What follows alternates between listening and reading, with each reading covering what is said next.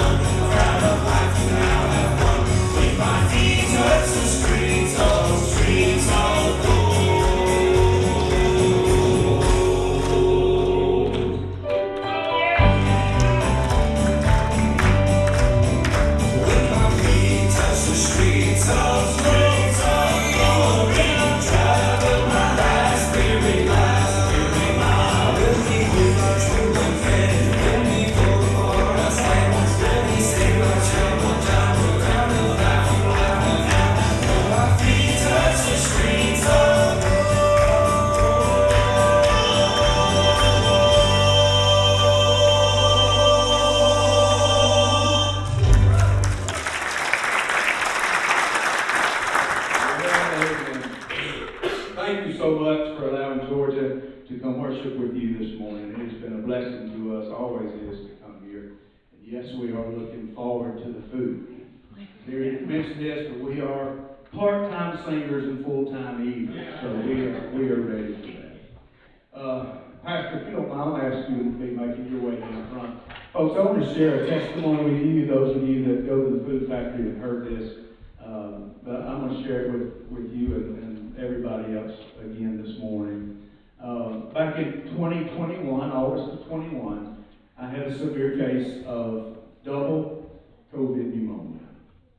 I wound up in the ICU for 4 days. I was in a step down to the COVID wing for another 10, and I went home with oxygen for a month. Not a fun time. The doctor, the first night I went into the ER, the doctor told my wife he didn't know which way this was going.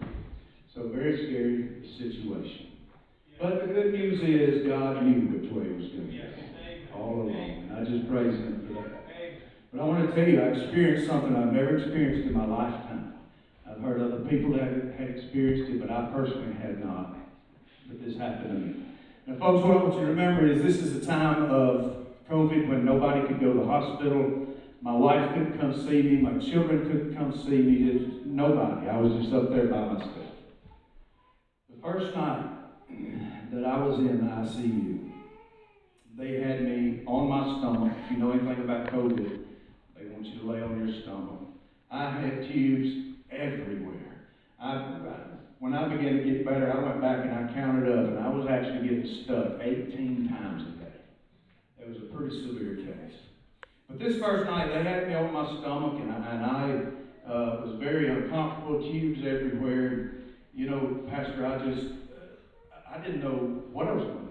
Scared. Didn't know what was going on, what was going to come out. But you know, I remember that the Lord told me that He would never leave me or forsake me. And folks, I began just to cry out to Him. I said, Lord, you told me, you promised me you would never leave me and forsake me. I'm asking you right now to please show me that you're in this hospital room, by my hospital bed, walking through this with me. Folks, can I tell you, it wasn't seconds till I felt a hand just go down my back.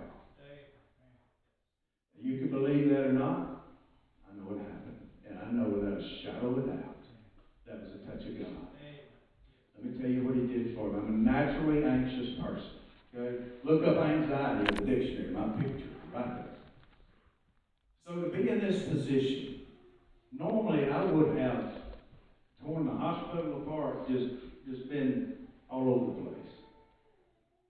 When I got better and looked back, honestly, I don't know how I did it, except when He touched me. He took away all my anxiety. He took away all my fears. You know, I'm so blessed. I had gotten to the point to where some things in my life I thought I could handle by myself. If you're a Christian, you're a child of God, I believe He wants us right up by His side at all times. But He'll let you slip away, as I've done many times. But the good news is, He'll never turn loose of you. You see, He doesn't move. You're the one that moves away from Him. He's always there. I feel like I don't ever believe that He makes stuff happen to us, but I believe He puts us in situations to wake us up and pull us back to where we need to be by His side. I believe that's the reason He allowed me to go through that trial. He already knew what the outcome was going to be. I did not. But what it did, it forced me to remember. I don't care what it is. You need to take it to Him.